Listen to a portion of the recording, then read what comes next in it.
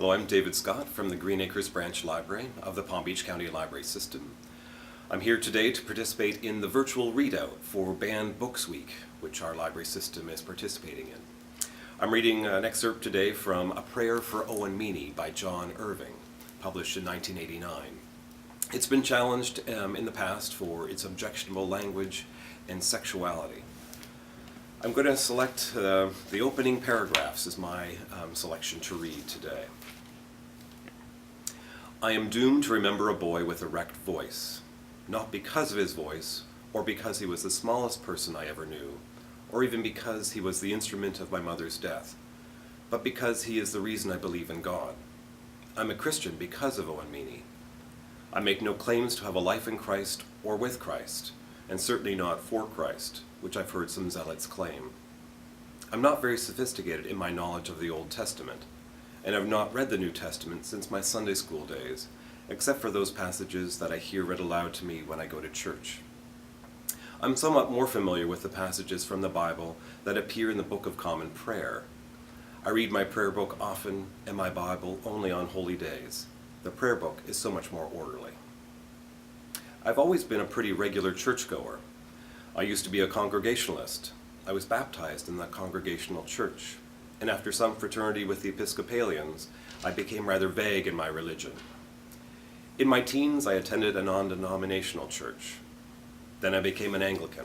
The Anglican Church of Canada has been my church ever since I left the United States, about 20 years ago.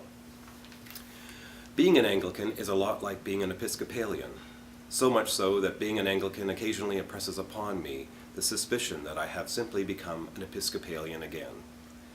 Anyway, I left the Congregationalists and the Episcopalians and my country once and for all.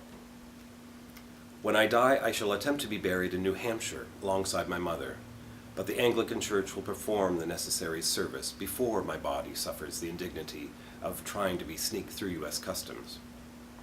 My selections from the order of the burial of the dead are entirely conventional and can be found in the order that I shall have them read, not sung, in the Book of Common Prayer.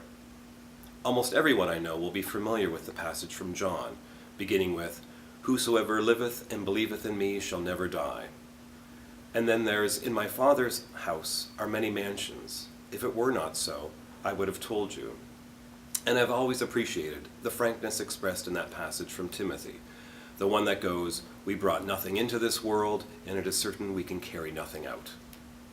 It will be a by-the-book Anglican service, the kind that would make my former Congregationalists fidget in their pews. I am an Anglican now, and I shall die an Anglican. But I skip a Sunday service now and then. I make no claims to be especially pious. I have a church rummage faith, the kind that needs patching up every weekend. What faith I have I owe to Owen Meany, a boy I grew up with. It is Owen who made me a believer.